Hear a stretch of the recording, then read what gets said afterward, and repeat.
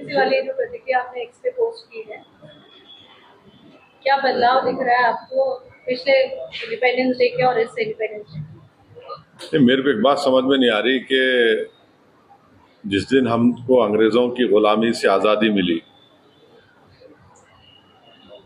उस दिन भी अगर आप बोलेंगे क्या खाना क्या नहीं खाना, तो फिर आज़ादी हमने किस लिए ली थी और संविधान हमने बनाकर अपने आप को क्यों दिया? राइट टू लाइवलीहुड उसमें एक फंडामेंटल राइट है। तो ये अजीब व गरीब ऑर्डर है और मेरी नज़र में ये अनकॉन्स्टिट्यूशनल ऑर्डर है। यौम आज़ादी है, खुशी का मौका है और हम आज़ादी की लड़ाई में हमारे बुजुर्गों ने क्या क्या कुर्बानियाँ दी थी।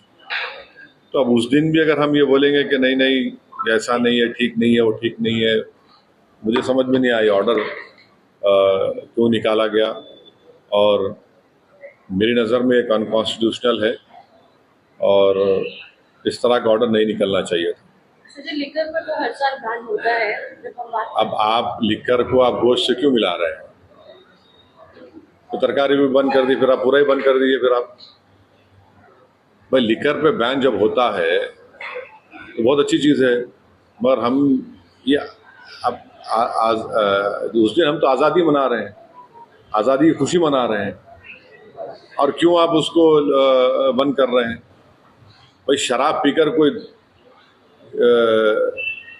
गलत काम कर सकता है, मगर ये तो लाइवलीहुड है ना उसकी, जो गोश्त बेचना बेचारे लोग, और उसमें ये तो कोई मोर देन 90% करीब लोग तेलंगाना में गोश्त खाते हैं। तो इसमें